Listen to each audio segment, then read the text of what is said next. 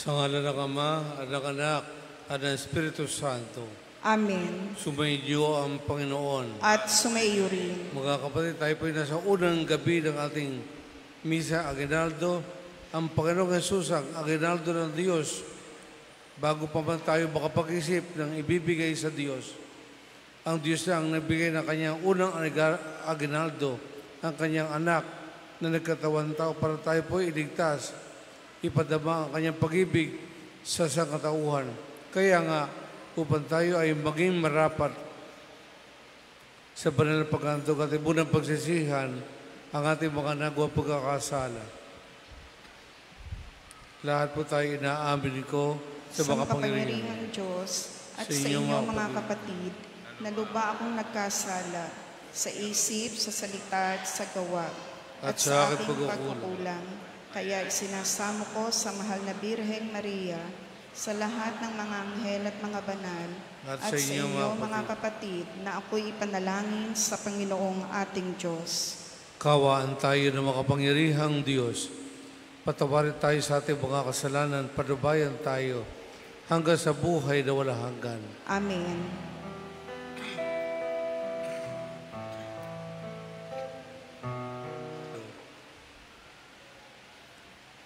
Ama naming makapangyarihan, loobin mong lubos naming gawin ang paghihintay sa pagdating ng iyong anak.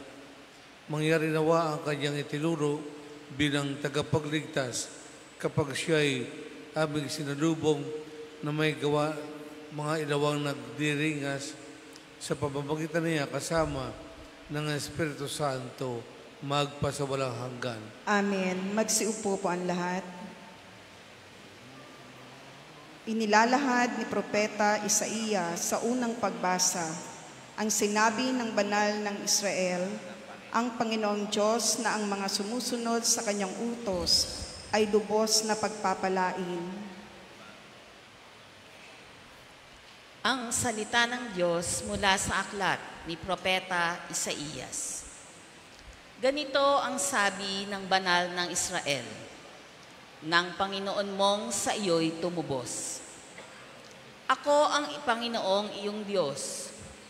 Tuturuan kita para umunlad. Papatnubayan kita saan ka man pumunta. Kung sinusunod mo lamang ang mga utos ko, pagpapala sana'y dadaloy sa iyo. Parang ilog na di natutuyo ang agos. Tagumpay mo sana ay sunod-sunod, parang dating ng alon sa dalampasigan. Ang lahi mo sana'y magiging sindami ng buhangin sa dagat, at tinitiyak kong hindi sila mapapahamak. Ang salita ng Diyos. Salamat sa Diyos.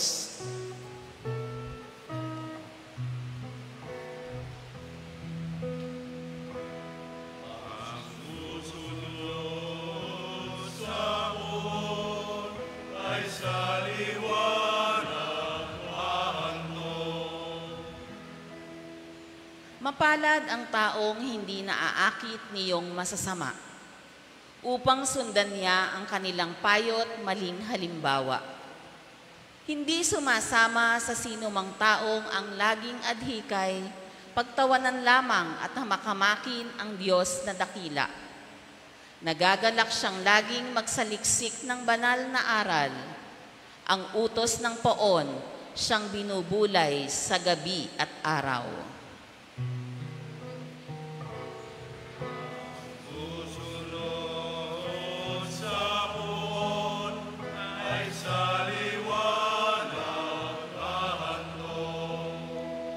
Ang katulad niya ay isang punong kahoy sa tabing batisan. Sariwa ang dahot, laging namumunga sa kapanahunan. At anumang gawin ay nakatitiyak na magtatagumpay.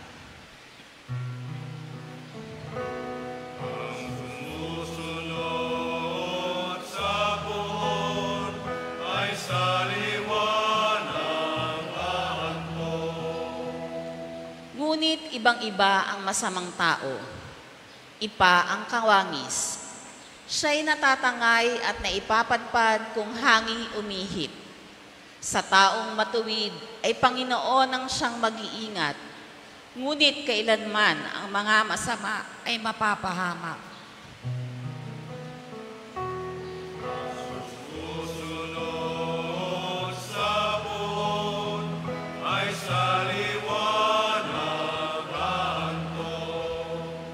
Sa mabuting balita, ayon kay San Mateo, sinabi ni Jesus ang mga kabalintunaan na tugon ng tao sa kabutihan ng Diyos.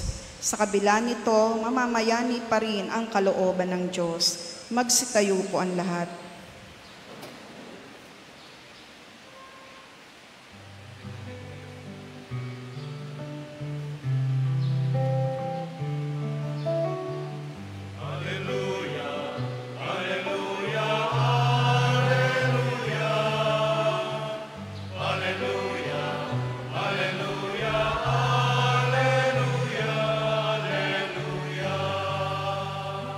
Ang Panginooy darating, siya'y ating salubungin, siya'y kapayapaan natin. Alleluia, Alleluia, Alleluia, Alleluia, Alleluia, Alleluia, Alleluia.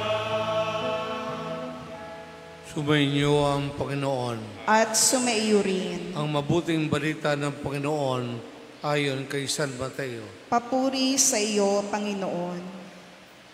Noong panahon iyon, sinabi ni Jesus sa mga tao, saan ako nga ihahambing ang mga tao ngayon, katulad sila ng mga batang nakaupo sa plaza at sumisigaw na sa kanilang mga kalaro, tinugtugan namin kayo ng plauta, ngunit hindi kayo sumayaw. Nanambitan kami, ngunit hindi kayo tumangis. Sapagkat naparito si Juan na nag-aayuno at hindi umiinom ng alak. At sinasabi nila, inaalihan siya ng demonyo. Naparito rin ang anak ng tao na kumakain at umiinom. At sinasabi naman nila, masdan ninyo ang taong ito, matakaw at maglalasing, kaibigan ng mga publikano at mga makasalanan. Gayunman ang karunungan ng Diyos ay napatutunayang tama sa pamamagitan ng kanyang mga gawa, ang mabuting balita ng ating Panginoon. Pinupuri ka namin, Panginoong Hesukristo. Magsiupo po ang lahat.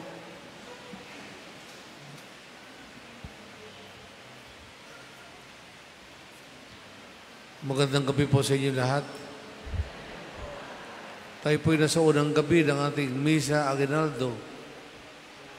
Ba't ba tinawag na Misa Aguinaldo? Dahil ang Diyos ang unang nabigay ng regalo.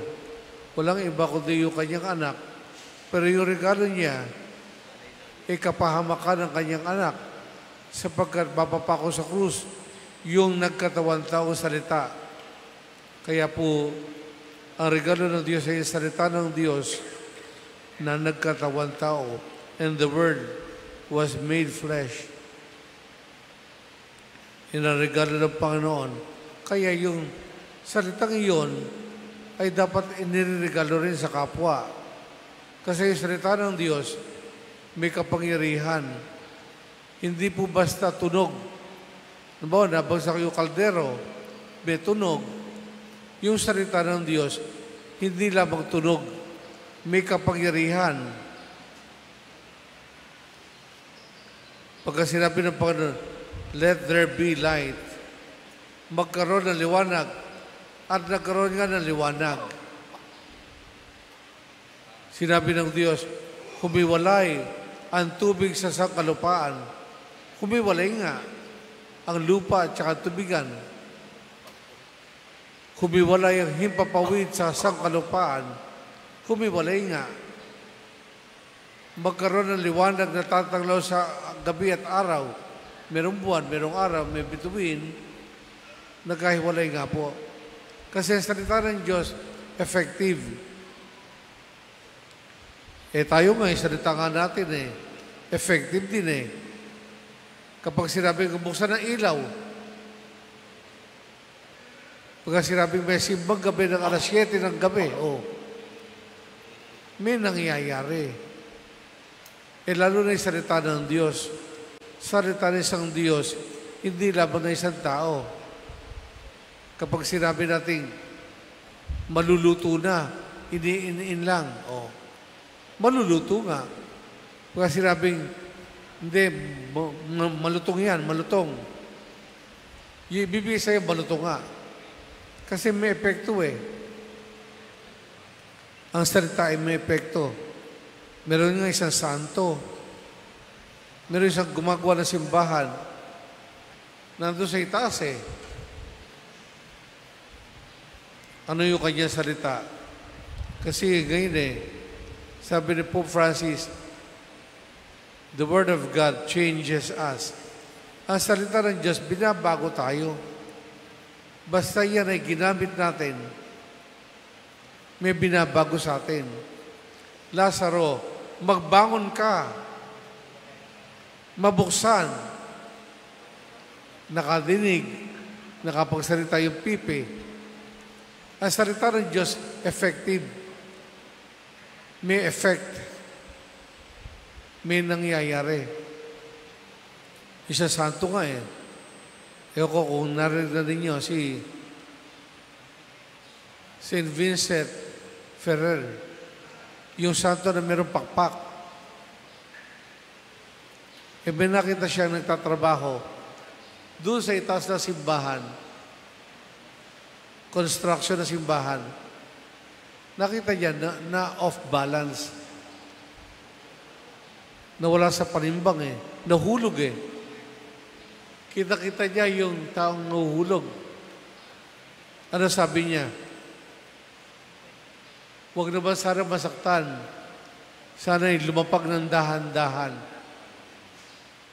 Sana'y lumapag ng dahan-dahan. Nakita ng mga tao yung bumagsak na tao. Parang balahibo ng manok. Gumaganon lang, lumapag ng dahan-dahan. Ang salita, may epekto. Kaya nga dapat tayo maingat sa salitang binibitawan natin. Kasi may nangyayari. Ewan ko kung narinig na ninyo yung neuro-linguistic programming. Neuro means the brain, nerves. The brain at saka yung nerves. Linguistic, language, salita, lingwahe. Yung salitang ginagamit mo, may effect sa brain. Kaya kapag masyado kang madiin magsalita, madiin ang effect sa pagkatao mo nun. Kaya minsan hindi agad mabago. Halimbawa, sinabi mo, buwisit na buhay ito. Mabubuwisit talaga buhay mo. Kapag sinabi mong, hindi na ako makakaahon sa problema, hindi ka talaga makakaahon sa problema. Kasi, kapag sinabi mo yon, sumusunod ang isip. Hinto na tayo. Hinto na tayo lahat sa paggawa ng paraan. Sapagkat sinabi na, kinuman, iniutos na, wala nang mangyayari sa atin. Kapag iniutos ng brain, wala nang mangyayari sa buhay natin. Malas. Malas talaga. Hindi na ako makakaahon sa problema. Kapag iniutos ng isip, sumusunod ang buong katawan. Baka sinabing, galit na galit ako sa iyo. Ang buong katawan, sumusunod pati mukha. Nalulukot. Galit na galit ako sa iyo. Pati mukha, nalulukot. Nagbubukang halimaw. Kasi, merong neuro, the nerves, linguistic words, yung ginagamit mo salita, sumusunod yung buong katawan. Kaya dapat, ang mga salitang binibitawan natin, yung magaganda lang. Huwag yung mga negative. Sinabi mo, nako, hindi na kami magkakasundo ng biyanan ko. Hindi na kayo magkakasundo. Hindi na kami magkakasundo ng manugang ko. Malas talaga ako. bababa sa iyo ang lahat ng kabalasan. Parang hinihigop. Kung sabihin, our words are self-prophesying. Prophecy, hula ng propeta. Yung mga salitang ginagamit po natin, nagkakatotoo po yun. Nako, talagang malas. Wala nang mangyayari sa buhay natin. Wala nang mangyayari sa buhay mo Sinasabi mo na hindi, makakatapos ako ng pag-aaral. Nagtutulong-tulong ang lahat ng forces nasa langit. Yung nakakarinig ng magulang mo. Sinabi mo, makakatapos ka ng pag-aaral. Sabi ng nanay ko, gusto ko nga paghahanda ko ng tuition yan, makakatapos ka nga. Kaya maingat dapat sa salita. Sinabi mo, gaganda tayo. At tingnan tayo ngayon. Gagawa po ang boyfriend ko. Ay, walang effect. Basta yung salitang ginagamit natin, pag-iingatan natin. Lalo yung mga salitang galit. Yung mga nanunumpa, nagbumura. Mag-ingat po tayo doon dahil nangyayari po talaga yung merong forces na hinihigop. Yun lang magbure. Kaya sa lumang tipan, bawal na bawal yung nanunumpa, nagbubura. Dahil ang dyablo, bumababa. Doon sa tao nagbubura. Talaga yung dyablo tumutulong na mapasama. Mamatay ka na sana. Magkakasakit yun. Mamalasin yun. Kasi nga, humihigop ng kapangyarihan sa paligid. Merong anghel, merong mga dyablo nakakarinig. Kaya po, pag-iingatan natin yung mga salitang ginagamit po natin. Sapagkat lalo na kapag salita ng Diyos, sabi nga the Word of God changes us. Sabi ni Pope Francis, Amen. Tatayo tayo. Panalangin ng bayan, dumating si Juan Bautista upang magpatotoo sa liwanag. Sa paghahanda natin sa pagdating ng liwanag, hilingin natin sa Ama, Panginoon, pasikatin mo sa amin ang iyong liwanag. Atin pong ulitin. Panginoon, pasikatin mo sa amin ang iyong liwanag. Ang bawat kasapi ng simbahan naway magtanod at maging handa sa pagdating ni Kristo. Manalangin tayo sa Panginoon. Panginoon, pasikatin mo sa amin ang iyong liwanag. Ang mga pinuno ng bansa naway palayain ang mga di makatarungang naparusahan ng pagkabilanggo.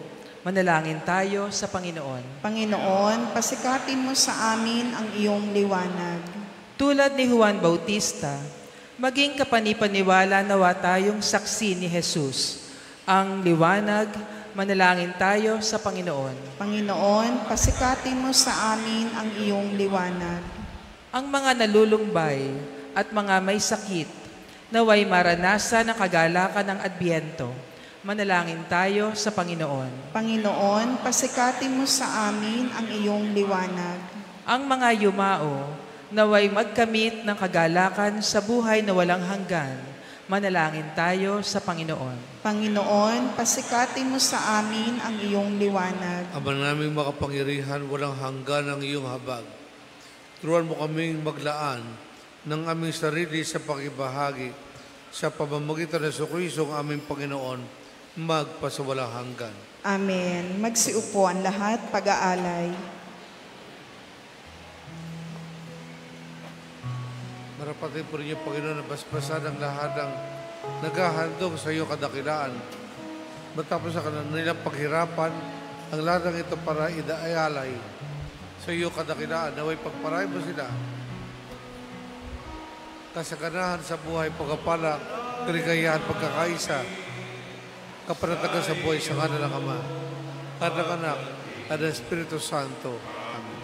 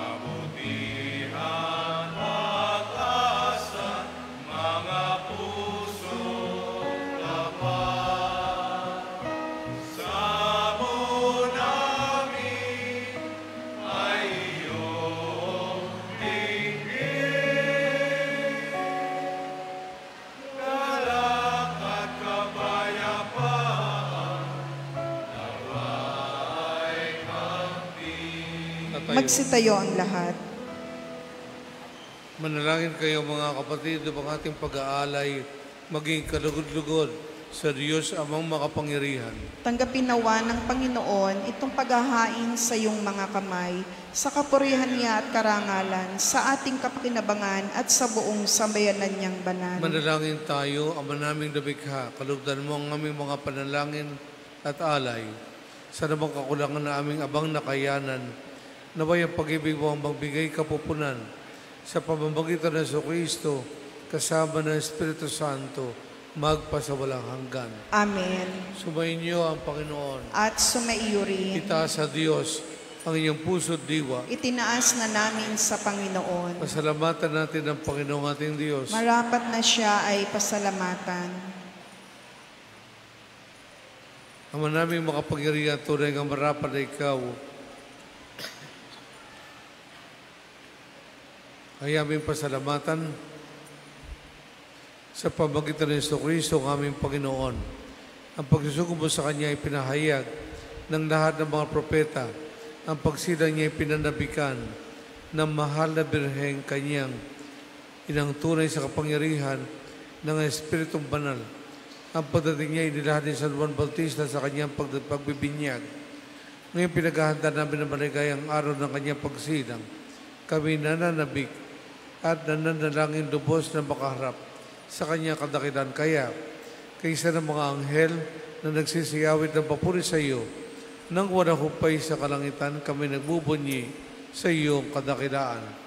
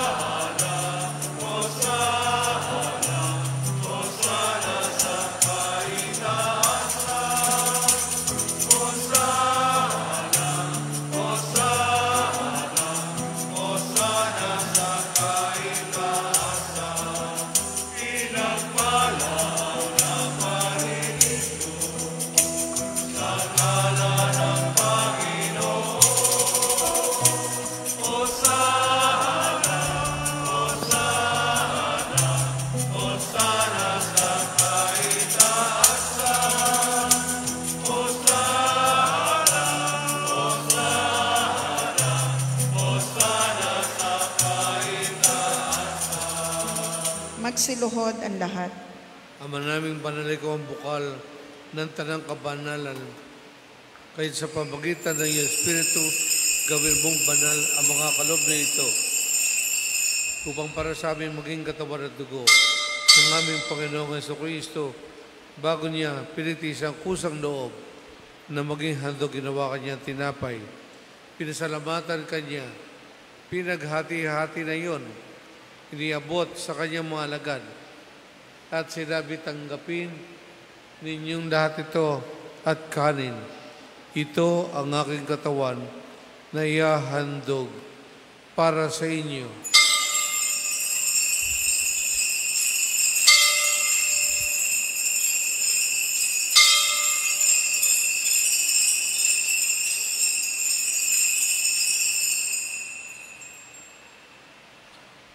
Gayun din naman na matapos ang hapunan, hinawakan niya ang kalis. Muli kanya ang pinasalamatan. Iniabot niya ang kalis sa kanyang mga alagad at sinabi, tanggapin ninyong lahat ito at inumin. Ito ang kalis ang aking dugo ng bago at walang hanggang tipan, ang aking dugo na ibubuhos para sa inyo at para sa lahat. Sa ikapagpapatawad ng mga kasalanan, gawin ninyo ito sa pag-alaala sa akin.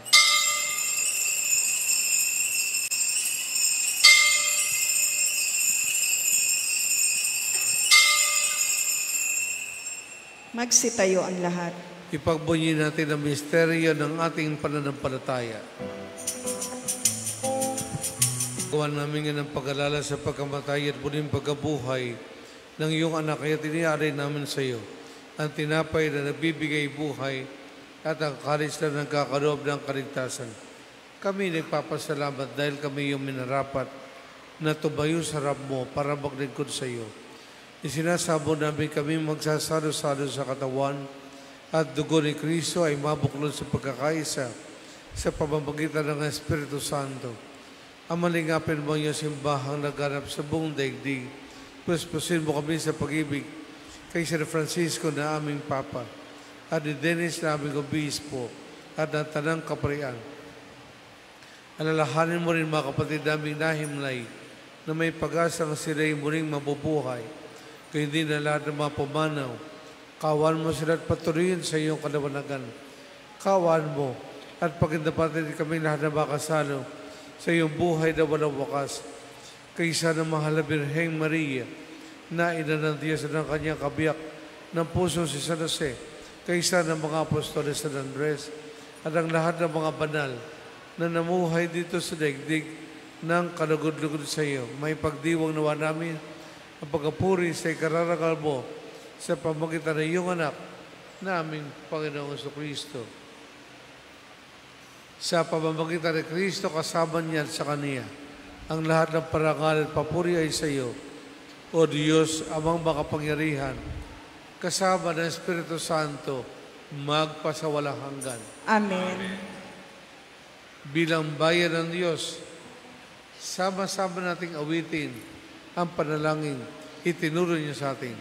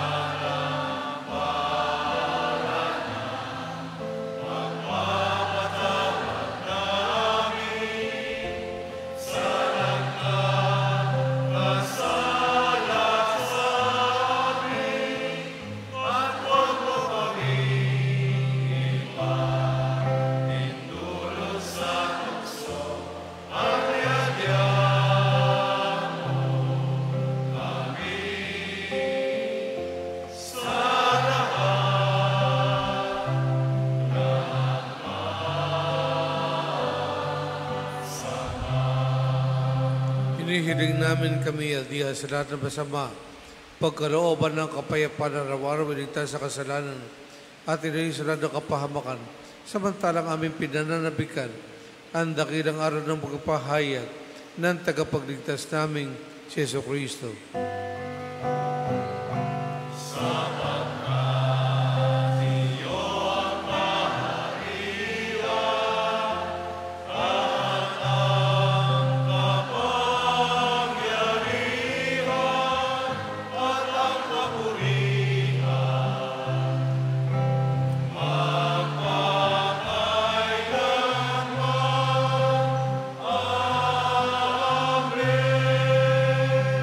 Panginoong Jesucristo, sinabi mo sa iyong mga apostol, kapayapaan ang iniiwan ko sa inyo. Ang aking kapayapaan ang ibinibigay ko sa inyo. Tungayan mo ang aming pananampalataya at huwag ang aming mga pagkakasala. Pagkalooban mo kami ng kapayapaan at pagkakaisa ayon sa iyong kalooban. Kasama ng Espiritu Santo, magpasawalang hanggan. Amen. Ang kapayapaan ng Panginoon ay laging sumayin niyo. At sumayo rin. Magbigayan tayo ng kapayapaan sa bawat isa. Peace be. May kapangyarihan po yan. Peace be with you. Kordero ng Diyos na nag-aalis ng mga kasalanan ng sanlibutan, maawa ka sa amin. Kordero ng Diyos na nag-aalis ng mga kasalanan ng sanlibutan, maawa ka sa amin. Kordero ng Diyos na nag-aalis ng mga kasalanan ng sanlibutan, ipagkaloob mo sa amin ang kapayapaan. Mga kapatid, narito si Kristo, ang ating mananubos. Tanggapin natin siya sa banal na piging. Panginoon, hindi ako rapat-dapat na magpatuloy sa iyo, ngunit sa isang salita mo lamang ay gagaling na ako.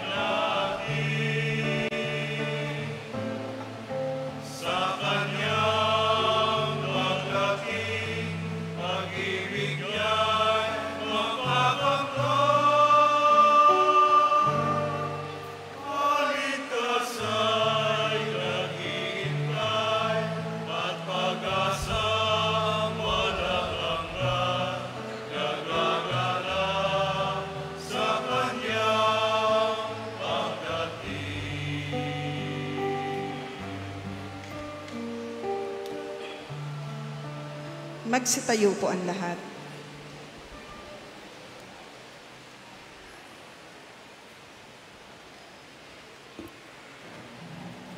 Manalangin tayo.